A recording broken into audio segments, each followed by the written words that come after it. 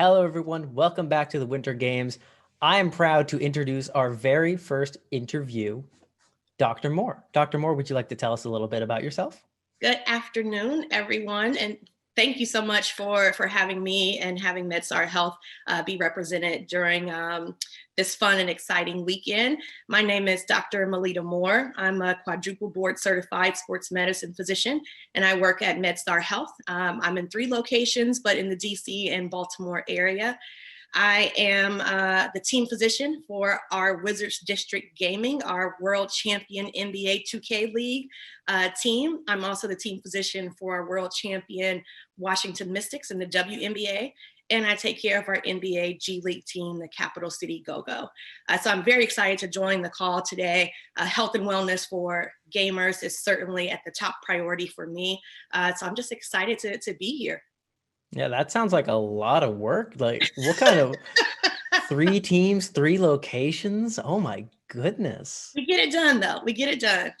I certainly hope so. I hear they did really well recently. Yes, we have. All right, so tell me a little bit about yourself aside from that. Like, what are your interests prior to being in medicine, even just in medicine? So in medicine, I say I'm quadruple board certified. That sounds like a lot, but I'm a physical medicine and rehabilitation doctor by training, or what we call PM&R. So rehab is really my specialty. And then I'm a sports medicine doctor. I have a lifestyle medicine certification, and I'm a brain injury specialist. So sports concussion is a big area of my practice. I've been taking care of professional athletes for a decade now. The first Black female physician in the NBA, starting with the Sacramento Kings a decade ago. So sports medicine, concussion, and now gamers has really been my area of specialty. So for the past 2 years, I've really transitioned into esports, working with our WYSA District Gaming team here under Monumental Sports. And so those are my work passions. If I wasn't a doctor, I would probably be a DJ. I love music, so that's my outside passion, is reading and listening and dancing to music. I mean, hey, being a DJ sounds pretty fun. Wouldn't it be fun? It sounds like a lot of fun. I know a few, but I don't know how to do it. But I just love music and how it can change your mood, and so those are my specialties. All right. Well, in that case, since you didn't take the DJ job, clearly there was something else that made you want to go into medicine. What was it? I've always wanted to do medicine, Andrew. I grew up as an athlete. I've been playing sports my entire life since I can remember. I played 3 sports in high school and then went to Hampton University on a volleyball scholarship for college. But growing up very early on, I just said, I want to be a doctor that takes care of athletes. I didn't know that was called sports medicine, obviously, at that time. But I've always kind of had this path, which is, I'm very blessed to have known very early on what I wanted to do with my life, and my, family was able to keep me on track and support me through all those decisions. So there's really nothing else I've ever wanted to do other than be a doctor. And so I have kind of along my entire life and career path been focused on that. Yeah, I really have to respect that. Becoming a doctor is no joke. It's no joke.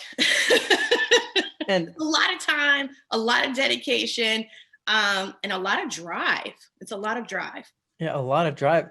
Speaking of drive, just like, what do you do in your everyday? Because we all know that doctors and nurses at the current moment, in the current climate, pandemic, etc., are going through a lot right now.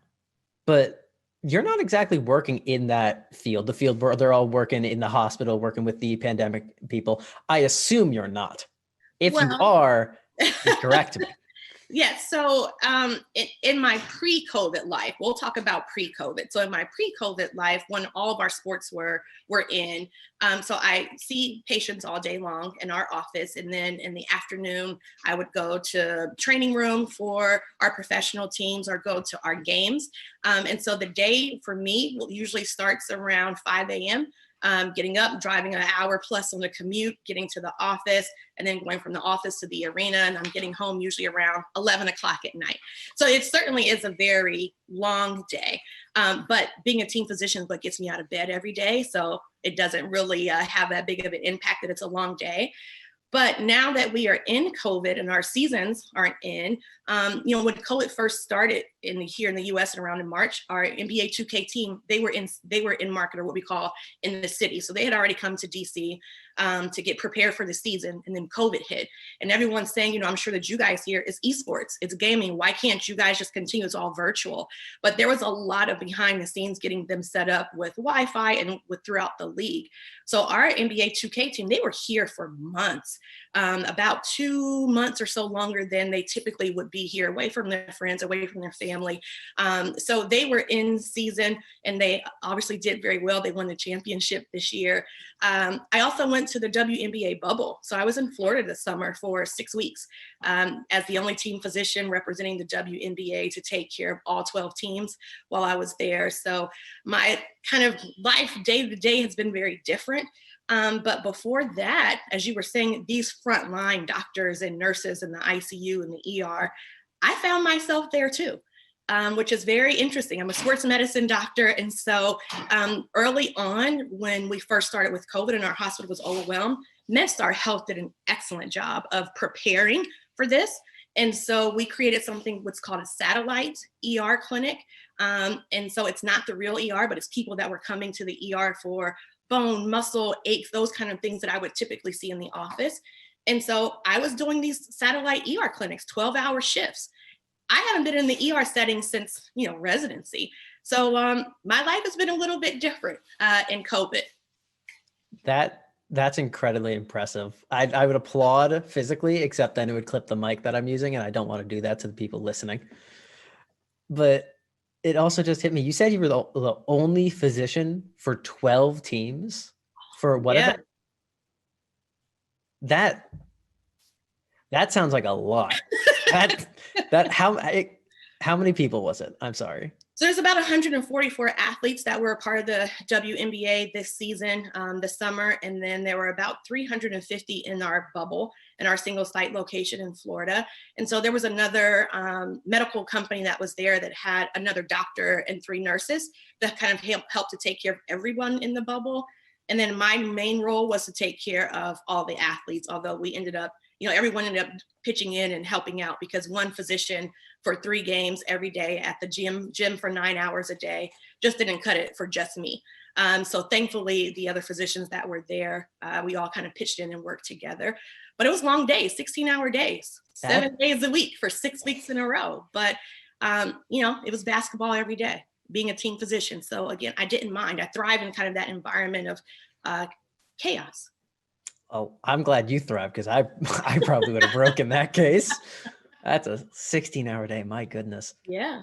So speaking of just the athletes that you worked with, do you, as a physician, see a lot of overlap between gaming and athletes? And this refers to injuries, mental health, and or other things.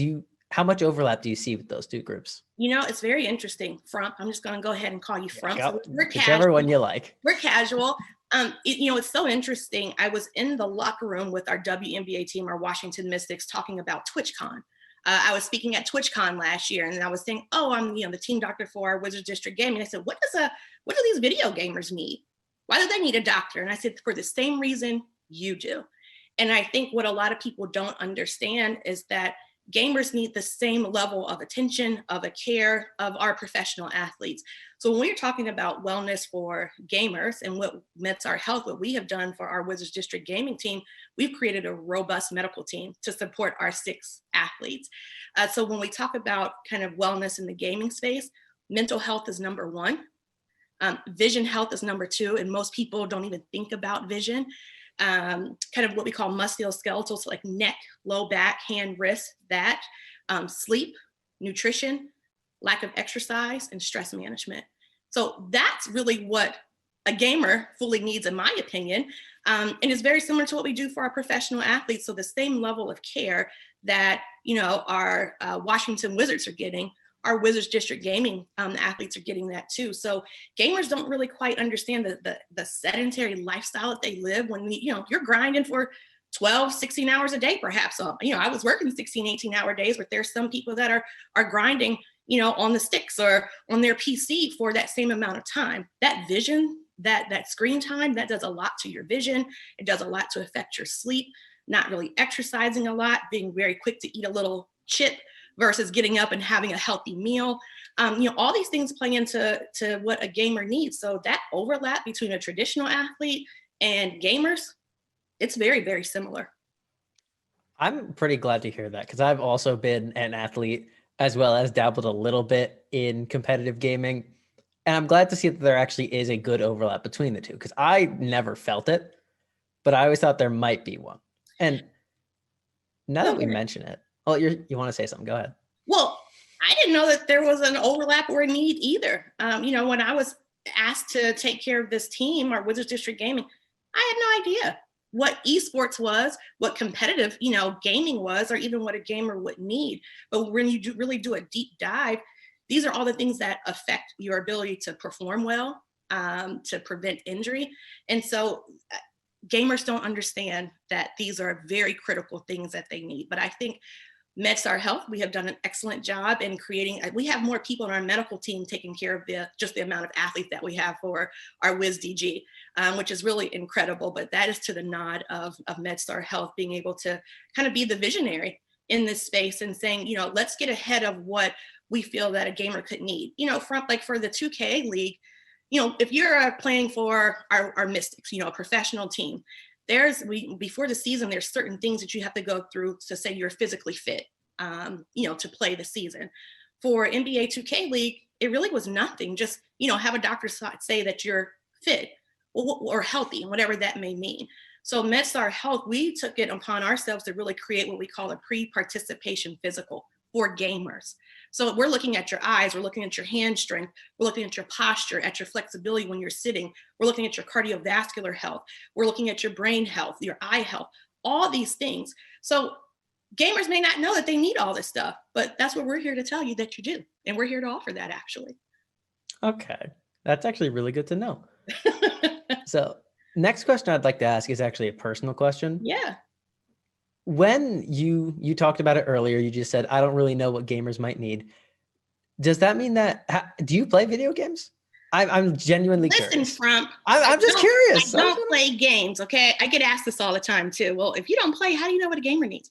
I don't play football. I don't play basketball, but I sure do know how to take care of that ACL tear. I know how to take care of your concussion. I study your position and say, well, if you play this position, you're going to typically have this type of injury. So I don't play games, but when we're talking about esports and gaming, the different grips, that you use. So I have studied so that I may not play it, but I certainly know how to recognize it and treat it. But no, I'm not a gamer. I don't even have a mobile game. Well, I'd highly recommend playing some. They're pretty fun from my experience. But then again, based off of just how large your workload sounds, it'd be pretty hard to fit one in then. Yeah, you have to carve out time for yourself. But, one thing that I will say with gaming, and especially during this pandemic, like the amount of social connectedness that is there. And I know a lot of parents may not understand that, oh, well, my child's just gaming all the time. They're an introvert. They're in their room. They're not engaging. Esports and gaming is so interactive, and the positive impact that it can have on your social connectedness, on your mental health, on your being empowered. There really are some great things about gaming that I think needs to be told more. But I don't game. All right. Well, I'm sure you would be great at it if you tried. Well, thank you. People are recommending what is that? I can just get on the PC and play it. Not Among Us. People are saying just start with Among Us. Like, Among Us is a very fun casual game. Yes. That I think everyone enjoys. So you were just talking about going through essentially a physical exam for esports players. What are some of the bigger health problems you see in them, as well as what steps can they take to prevent these? Now, before we get started, I have one more question. This is a personal question. Yeah. How many concussions have you ever seen in esports athletes? In an esports athlete? Athlete. Have you seen any? No. I genuinely just wanted to know that because it would have been very funny to hear any story you had behind that. If they would have had a concussion, it certainly wouldn't have been at practice or play. That's very true. All right, but what are the health problems you see in gamers normally? And when you see them, what kind of things can you ask them to do or try to improve? One big thing that everyone can do is be more active. And so the sedentary lifestyle of gaming really lends itself towards obesity, high blood pressure, early diabetes. We're seeing this in younger kids more and more. And so we are really pushing exercise is medicine. Get out and move. So our national American Medical Society of Sports Medicine, our national kind of body for sports medicine, we have put this out that for adults 18 and over, you should be getting at least 30 minutes of exercise 5 days a week. So a total of 150 minutes a week. And that's of moderate exercise. For kids, they need 60 minutes a day minimum. And that physical activity, number one, that doesn't help to keep you healthy, physically fit, it helps mentally. So we are certainly encouraging exercise as medicine. The World Health Organization has recently come out with these same recommendations of this 150 minutes a week of moderate exercise. And so that is one thing that everyone can do. You can go outside and walk. You can run, you can do jumping jacks, you can do Pilates. Like there's so many different things you can do. You don't have to belong to a gym. So when we see younger gamers, that is the first thing that we are really promoting. Exercise is medicine. Get up and move. Again, Call of Duty game, that can go an hour. Once that game is over, get up. Don't sit and go into your next game. Vision health is the other big component that a lot of people don't recognize or know about. And so when you find yourself having that dry eye, or you're blinking a lot, or you're starting to get a headache, that actually can be what we call computer vision syndrome or digital eye strain. And so that's when the muscles in your eye start to become overworked. So there's something called the 20-20-20 rule that is very easy for everyone to do. So every 20 minutes, you take 20 seconds and you look 20 feet away. So you look away from whatever screen or tablet that you're on for 20 seconds. That helps to reset the muscles in your eye, helps to create more tear production to wet your eyes. That is something you can do in between every game. Every 20 minutes, look away, 20 seconds, 20 feet. So the 20-20-20 rule. Those are two very, very easy things that we all can adopt. I'm going to have to start using that 20-20-20 rule. Absolutely. Because I had not heard of that one before. And that's probably going to help me quite a bit later on. It will. So another question that I actually want to ask about is there's a lot of misconceptions about gamers in general. There's the media ones. There's the very old ones that I'm not even going to list, but everyone essentially knows what they are. But are there any in regards to gaming health that you can think of? Any misconceptions in regards to gaming health, like Absolutely. why are you hurting yourself? You're just sitting down playing games all the time. You shouldn't get hurt. For sure. And so just like you were saying, we won't talk about these old school thoughts about what a gamer or who a gamer is. We're changing that narrative. We are certainly shifting that narrative to a gamer can look like me and you. We're not isolated. We're not in someone's basement. In the US, there's 133 million gamers. That's a lot of people. And so one of the big misconceptions about gamer health is, what, do they have carpal tunnel? That is almost inevitably everyone's answer when I say, I'm a team doctor for a professional esports team. They say, well, for what? For carpal tunnel? Gamer health is so nuanced.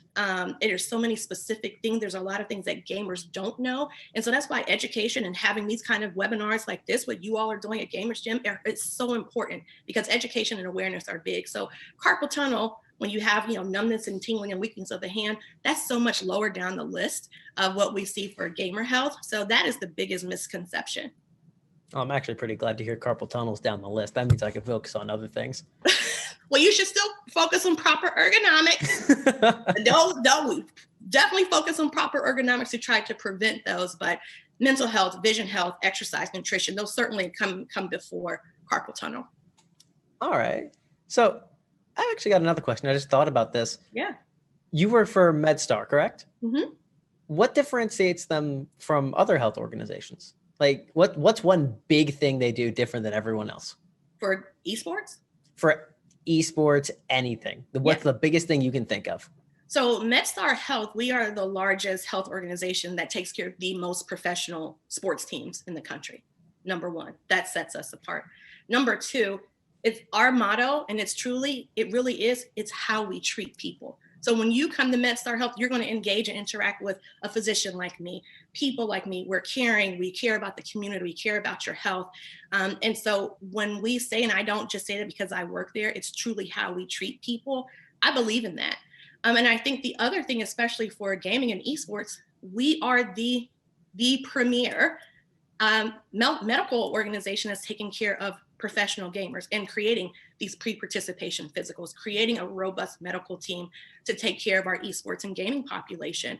I have a new office in the Navy Yard in DC, and that's really what we are going to be promoting with our marketing campaign, and just letting the world know, not only the DMV, but the world know what we're doing at Medstar Health to take care of gamers, to keep them healthy and well. And it really just transitions over to healthy digital lifestyles. We're all on the screen. We're all on a computer. Pre-COVID, the American corporate workers on a computer 7-8 hours a day. They're typing, they're on the screen. So similar to what a gamer would be doing. So not only are we taking care of gamer health, it's about healthy digital lifestyles. So a lot of people who are now working from home and teleworking, we're here to help. All right. So we're going to wrap up with one more question for you. Oh gosh, it's over already? Already. This is fantastic. Yeah. So, but one last question I want to ask. Sure. What would you say would be a healthy mindset that's important to gamers, either professionally in terms of esports athlete, or even just the regular one of the 103 million or so walking around?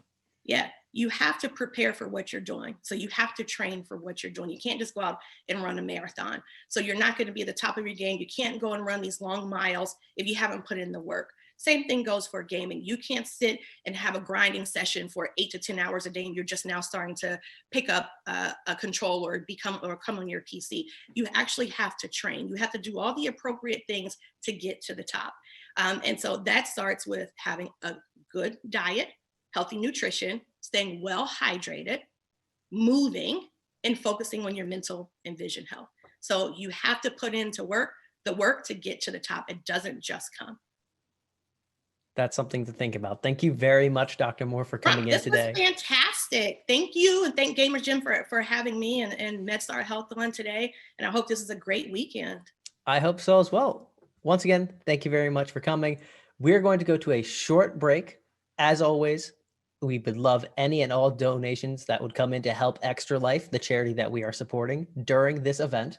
And I believe we will be back with Pre and Supreme from the Washington Justice after this short break.